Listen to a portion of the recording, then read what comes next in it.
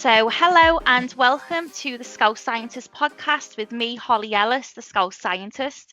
This series is called But You Don't Look Like a Scientist, and I've got some amazing guests lined up who are in a range of STEM careers but don't necessarily fit into the stereotypical mould. My guest today is Dr. Jamie Cooper. Jamie was born in Birkenhead and raised in Wallasey near Liverpool. He completed his PhD in cancer biology at the age of 26 and currently works as a postdoctoral researcher at the Miami project to cure paralysis at the University of Miami. So Jamie reached out to me on Instagram and I thought you'd be a brilliant guest for this podcast, and hopefully we'll learn loads more about you and how you got from Birkenhead to Miami. So hello Jamie, and thank you for joining me today. And just to say again, that background is not fake, is it? That's really where you are. It's real. I mean, it didn't look like it when I first put the phone on, but yeah, happy days. This is where I am. So you're just showing off now, really. I'm showing off. Do you know what? Every time I do go on a call, I feel bad, to be honest. My mum's always telling me it's raining at home. But I'm here somehow. So my whole message is trying to showcase different types of scientists, and in particular, I love showcasing people from Merseyside doing amazing things in STEM. So before we get into all that, can you just tell me a little bit about you and your background and sort of why you chose to pursue a career in science? Yeah, sure. So as you kindly put it, I finished my PhD last year in cancer biology. It was certainly some ride to sort of get there. I think it all started back in school, really. So I think so from the ages of like year 7 towards year 9, probably wasn't the most behaved well lad. I could be a bit disruptive and stuff.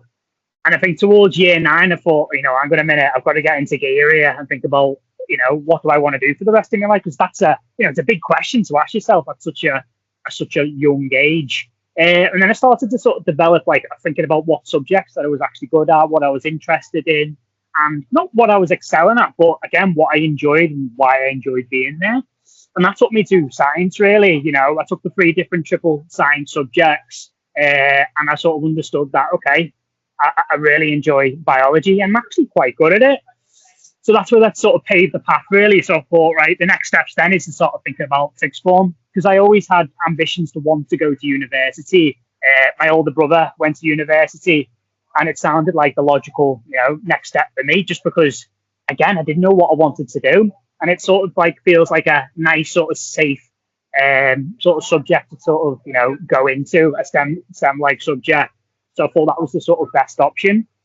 So that paved the way to go from sixth form. I did okay in sixth form. I wouldn't say I did incredible. I think it's a big leap up from GCSE going into sixth form. I think sometimes it was actually harder than university, to be honest, that jump up. And that sort of paved the way. Okay, I did reasonably well. And I wanted to study either biology or chemistry at university. And I couldn't really sort of pinpoint what I really wanted to do. And I thought, well, probably the best way to sort of go approach that is to do biochemistry.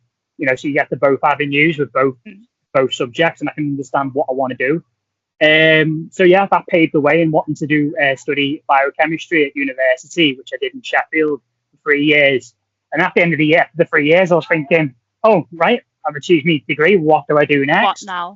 What now? Exactly. And again, it's a daunting prospect, but you have to go in the real life world. And, I don't think I was ready at that point to be able to do that. And before we finished that degree, that 3-year degree, we did like a 6-week project, an experimental project where, they give you a hypothesis, you test the hypothesis. And again, I thought, actually, this experimenting work is problem solving. I quite like this. I used to like Mythbusters as a kid, the problem solving and stuff. Yeah. And I thought, I like this. I'll continue doing this. And that's what sort of paved the way to wanting to do a Masters of Science. So it's an integrated Masters part of my degree.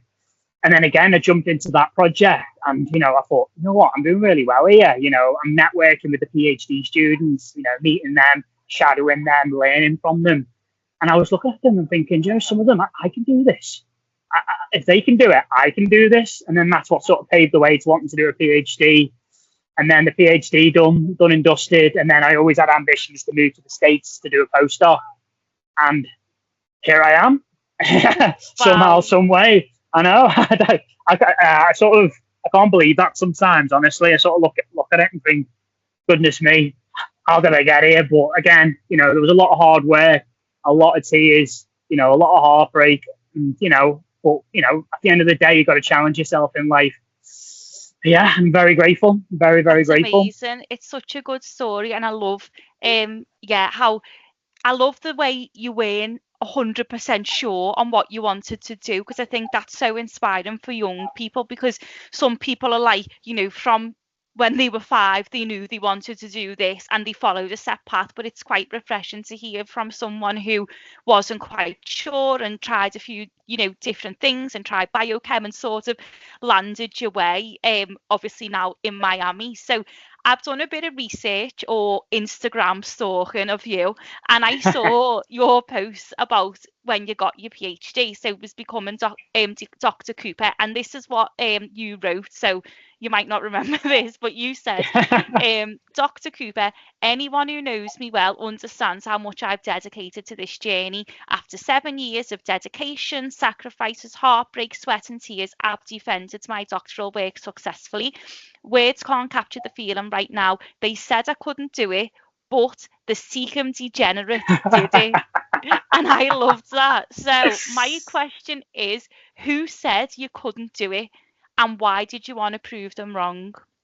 Exactly, exactly. And I think, like you say, this is where this sort of motivation, this fire was sort of set. And to be honest, there was a few individuals in my life that, and we're all subjected to it, where you can't do this, you can't do that, and it's for you to go out and prove them wrong.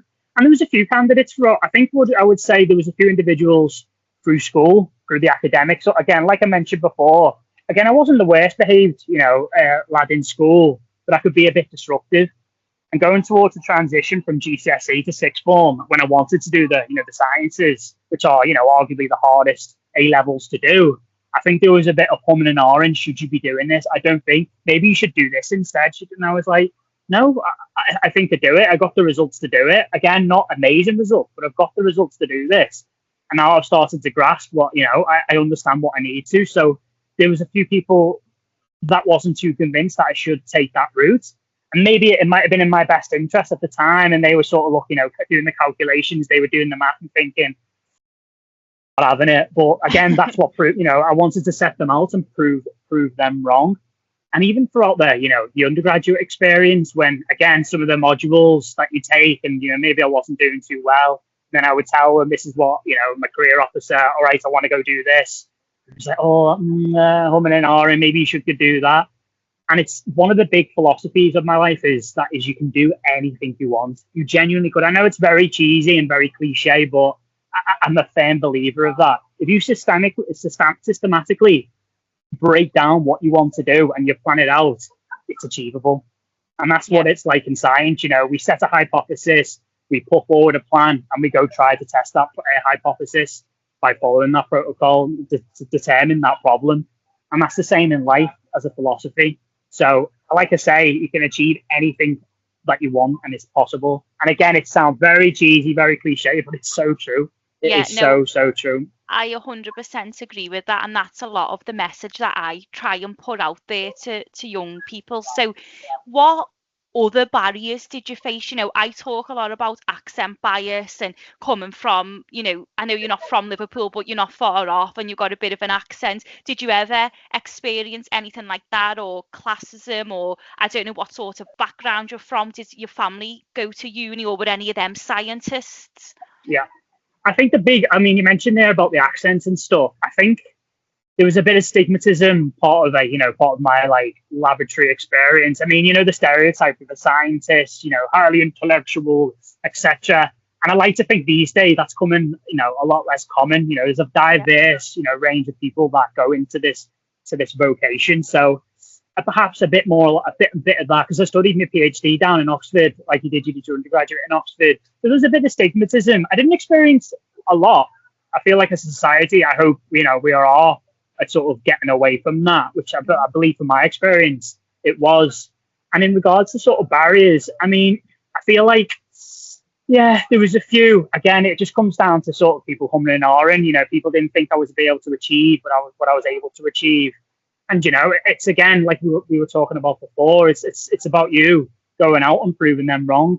Lighting the motivation yourself and really pushing forward and just giving it a go and saying yes to things. I think sometimes we can all get into our own heads. Thinking should we do that? Perhaps feeling a bit anxious. But just go do it. Just give it a go and see what it's like. At the end of the day, who cares? Just go for it. So Yeah. I think barriers in relation to that. I think I was very lucky, and I think one of the key things that I've always prided myself on is that it's just being able to speak to people. And again, like we talked about it before, there's a few stereotypes that you do get in science where people do struggle with the communication aspect, and some people like to be introverts, and but for me, I'm in there. I want to know about everyone's day and how they're doing. What did you get up to the weekend? And I like to keep a positive attitude. Always keep a positive attitude. I want to make my staff or anybody I'm working with, I want them to wake up in the morning and go, do you know what? I'm looking forward to this. I want to give it a go. And that's probably the best sort of philosophy I live by. But yeah, they were probably the barriers. Just a few people humming and hawing. And, again, motivated me. Let's have it. Yeah. I think it's about having that confidence to be yourself as well. Both of us with our accents down in Oxford are quite different, but I think if you're that confident and, not like arrogance or anything like that, but you've got that confidence to be authentically yourself. I think that's so important, and I think a lot of people might shy away from that. And if you've got this big personality where you want to get to know people and chat to people and all that, people might tone that down, but actually that's a real benefit. And I think networking and communicating and all of these skills people don't realize, but that has a huge positive benefit in science as well, doesn't it? 100%. I mean, I say to everyone, it's like living in Miami, for example. You can imagine the first question I get asked by anyone is, where are you from? And that to me is a benefit, starting the conversation, speaking to them, even on an academic level. People just without even asking me any science questions, hang on a minute, where are you from? And I say to everyone, I treat it like a USP, a unique selling point. I genuinely believe that. And I think everybody should have a USP, and it's about finding out what your USP is. And for me, it's, potentially it is my accent, potentially it is my little curly hair or whatever, or just my personality. And that's one of the fundamentals of one of the mantras I do live by, that everyone should have a USP to gain a market share. I've always said that. I say that to the students now, applying to med school. We've got students working with us, and I say to them, part of this interview process, part of this application process, what is your USP? What is it? So I'm with you. It's been a benefit for me, for my academic journey. But obviously before going into it, I was skeptical, because, does my accent hold me back? Potentially it might do and stuff. But if anything, I've used it as a positive. And I hope that would inspire other people, with the same sort of accents, and whether it's a lot more stronger, whether they're actually from Liverpool. Yeah. And the fact that to actually, don't worry about the stigmatisms, etc. Just go for it. Yeah, I love that. And I'm very similar. I sort of try to make it into turn it into a positive, make it that's what's unique about you, that's what makes you memorable, that's what makes you stand out from the crowds a lot of the time. So obviously we've said that you're in Miami now, so let's talk a little bit about that. So in really simple terms, for non-scientists, what are you doing in Miami? What's your research focusing on? Yeah, so to be honest, so part of my PhD, I've got my PhD was in cancer biology. Yeah. And I was particularly interested in these small particles. Now, these small particles are released by all different types of cells in your body. And these are little small, tiny packages, and they contain cargo. So just like a normal, a box of package, etc., that releases stuff. Now, these little particles can be taken up by recipient cells. And what that does is essentially change that cell in a transformative sort of state. So in particular, when I was doing cancer cell would release these little small particles, and then normal cells would take these small particles up and induce a change, like my drive cancer. And now actually what I'm doing in Miami is still sticking to that. So again, I'm still interested in the small particle level. but I'm actually working in spinal cord injury.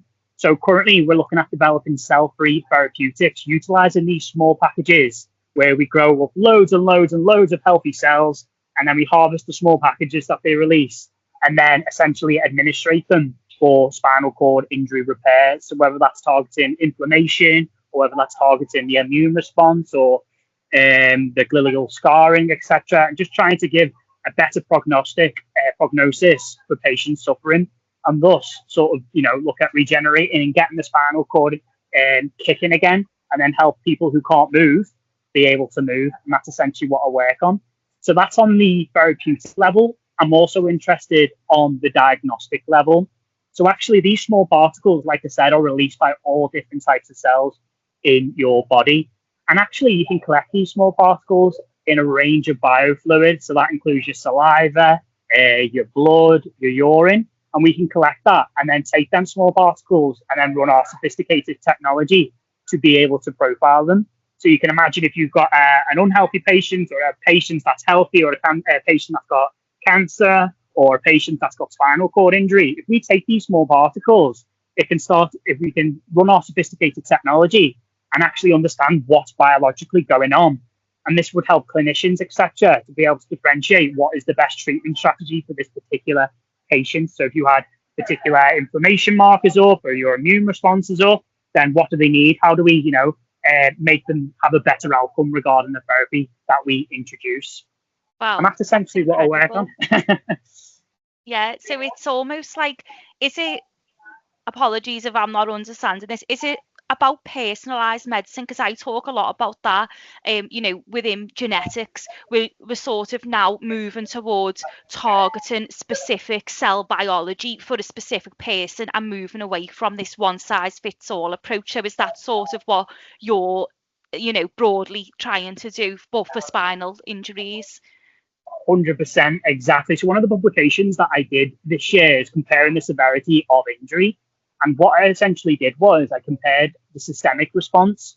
So we took the blood and we looked at these small particles, and we did different graded injuries. And what we would see was just completely vast and completely different what was going on biologically. So, for a particular patient that's had a fall, not just a minor fall, but had some sort of spinal cord injury sort of processes, and then you compare it to a patient that's had a serious car crash, their biology is different. That means they need different types of, therapeutics to be induced into them, and this is what the idea is. We need more personalized therapy. And that goes with cancer as well.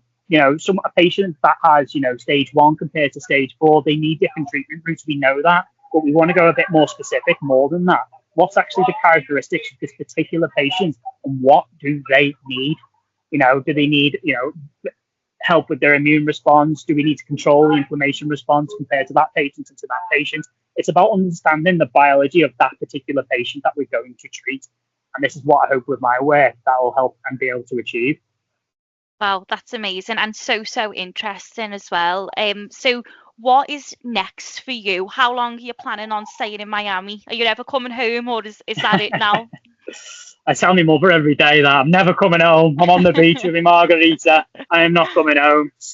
No, so again, like I said, I always had ambitions to move to the States.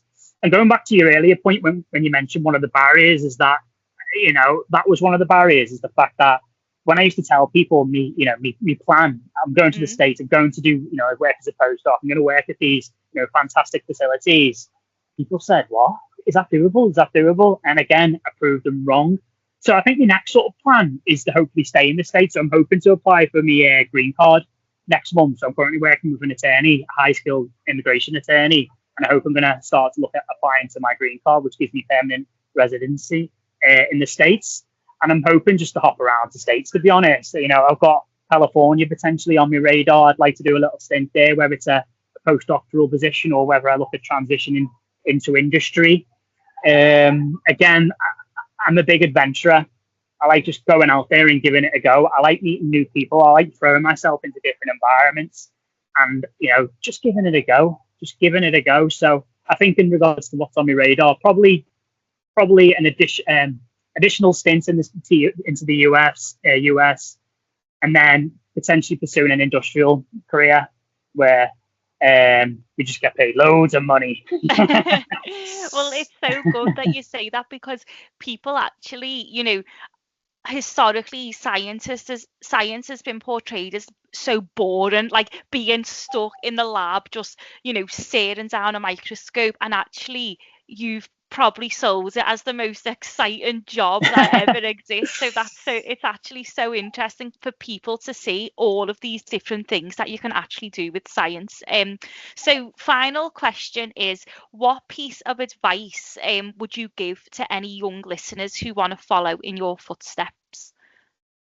Probably the biggest advice is, I mean, I've echoed it a few times on the call, is just again, don't let anyone tell you you can't, because you really, really can. And I genuinely mean that. That's probably the biggest advice. And understand that change is a constant. Change is a constant, and it's good. Change is good. It's about throwing yourself into new environments, meeting new people, and just giving it a go, and don't have any regrets with it. Just throw yourself in there and let's see how far you get, and just push on. That's probably my biggest advice. Very philosophical. Yeah, I was going to say, if you get fed up with science, maybe you should become a motivational speaker instead, Jamie, because it got me feeling all inspired. Love it. But no, I think that's such good. It's really good advice, and the whole point of this series really is to show normal people, young people doing all different things in science. So I really think you've been a brilliant guest for the podcast, and I think so many young people will feel inspired by this and want to, follow in your footsteps, and maybe even travel and join you out in Miami. So I think you've really inspired loads of people. So thank you so much for joining me, and we will, keep in touch and let us know what you're up to. Sounds good. Excellent. Work hard, play hard. Perfect note to end on. Thanks, Jamie.